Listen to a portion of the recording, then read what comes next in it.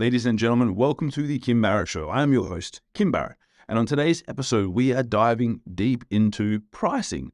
I'll give you a few examples from my own life where maybe I cost myself about $16,000 a month because I didn't understand pricing. I didn't understand the pros, the cons, how to actually ascertain and figure out how to charge. So if you've ever had that feeling like, I'm not really sure what I should charge, and you're just kind of just like, ready, aim, fire, and, you're really not sure what to do from that perspective, this is the episode you're going to want to listen to. If you know anyone else that maybe they've struggled with pricing in the past, make sure you share this episode with them too. But until then, let's jump into the show.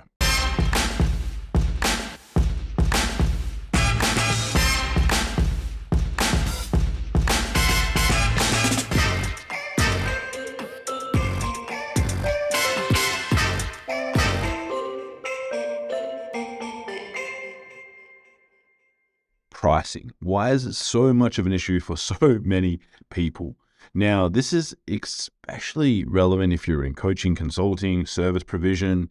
What a lot of people don't realize is that when you don't have a physical product, you don't have a shaker bottle that, has a $1.50 cost and you can sell it for $5, it can be very, very hard for people to actually understand how to price their services, especially when they come out and start doing things for the first time.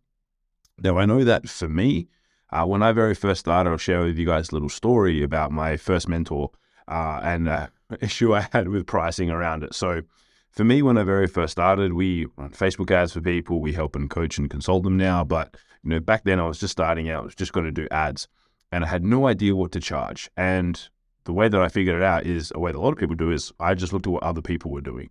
I was like, other people seem to charge $4,000. So I'm going to charge this person $4,000. I know that I could do a good job. I know that I could run ads. I know that I could do everything that was needed from that perspective. But I was a little bit nervous. So I was like, look, I'll charge you $2,000 now, and I'll charge you $2,000 at the end of the month. And they seemed to take that up, and that was okay. And I remember I was telling my first mentor, I was like, yes, got my first client, $4,000 a month. Pretty epic, right? And he's like, oh, who is it? And I said the client's name, and he's like, oh, they used to work with us. How much are you charging them? And I said, $4,000 a month. Pretty good, right? And he's like, oh, we used to charge them $20,000 a month. So there's no wonder that they came to you and were very happy paying $4,000. Now, to me, that was a big glass shattering moment because I was like, $20,000? Like, how is it possible for you to be able to charge them $20,000? Well, when you look at the value that you provide and the outcome that they're going to achieve, on average, that client from the investment with us and with ads was making anywhere from $200,000 to $250,000 just from the ad campaigns that we were running. So is it justifiable, do you think, that if you position something to someone and said, hey, it's going to cost you $20,000. However, the return will be tenfold and you'll be making $200,000 to $250,000, should be a no-brainer, right? But most of the time, we don't actually sit down and figure out like what is the outcome that we're helping clients achieve, which is really like outcome-based pricing. A lot of times what people do is, such and such said they charge this much, so I have to charge this much. Or I heard that such and such is doing this, so I'm going to do that. Rather than figuring out, well, hang on, if I'm providing value and I know that I'm going to do a good job and I know that I can achieve this over here, why can't I charge that amount of money? Why can't I share with them, this is what I believe that they should be doing? And this is how much I think it's going to cost. So for most people, what I find is that they only look at very bare minimal inputs. They don't look at the outputs that they're helping them create, especially if you have what you would call an ROI-based offer, something that's going to help them make money, do better in their business for something like that. From that perspective, obviously slightly different for health and fitness and all those things, but they're all still justifiable. It should be an end output that you're looking at to reassess what the inputs are. Now, the next component that you also need to take into consideration, as I said, because that's one way that you can look at how you price is like, what is the outcome that you help them achieve? But a lot of times you have to also look at what is the amount of hours that you're going to be putting in, right? Because especially if you're doing service provision, maybe it might be health and fitness, whatever it might be, like it may take a lot of your time.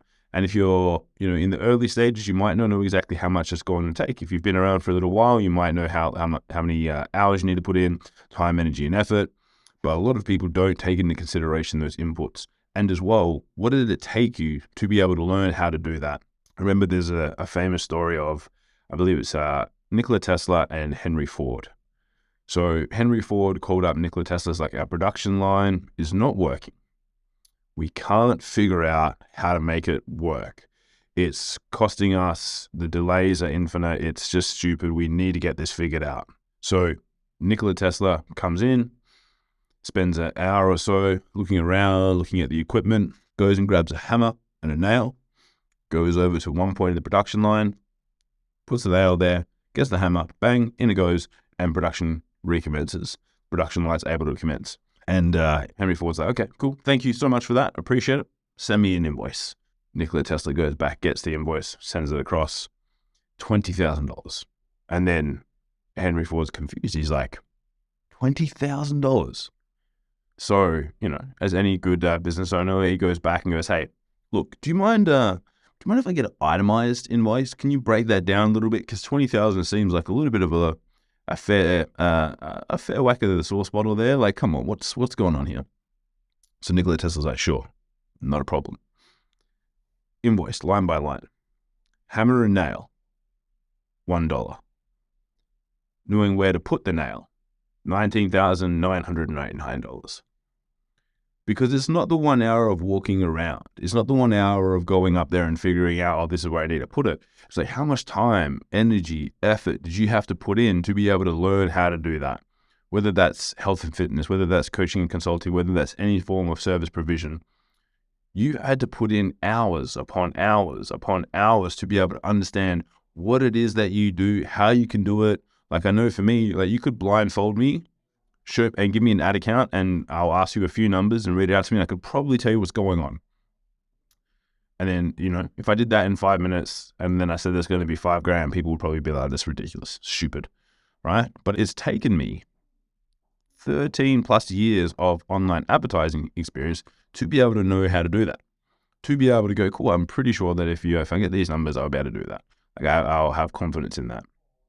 So from that perspective, you guys need to sit there and ascertain and figure out, because the biggest thing that I do hinders people from growth is them understanding what their value is and how they're able to showcase that to the marketplace and not having to justify it, right? Because if you have the confidence and certainty in what you do, they're not going to be questioning you on this. It should be a yay or a nay. They're not going to be like, why is it this price? No one's ever asked me, why is it that price? Like, yes, sometimes people say no, and that's fine because it's outside of their budget. That's not a problem. But the last question that you want to ever be asked is, why is that price? Because it probably means that you don't have the confidence and certainty in there. Because if you can have the confidence and certainty in what you do and how you're going to deliver it, and you have the utmost true level of belief, you should have no problems in being able to deliver that service. And then they should be able to feel that from the conversation that you're having with them, right? Energetically. So to recap, make sure when you're looking at pricing, when you're looking at what you're doing, number one, make sure you take into consideration outcome-based pricing. Number two, make sure that you've taken into consideration all of the time, energy, and effort you have to put into learning and honing your craft. And last but certainly not least, make sure that you have the confidence and certainty in what you do. Just look at, and a really good way to do that is to look at all the wins that you've created for your clients, with people that you've worked with, whether it be free or otherwise paid or otherwise. Like, what level of impact are you able to have on those people? And that should really indicate to you that you are good at what you do, right? And if you listen to this podcast, I'm sure you're good. I'm sure you're good at what you do and you want to get better, which is amazing. That's why you're here. And if we can ever help you get better with your advertising, with your marketing, head over to our free Facebook group, www.joinmygroup.com.au. Feel free to reach out to me on social media. Real Kim Barrett, I'm everywhere. I will answer, I'll answer any questions I can as best I can, and look forward to seeing you guys on the other side.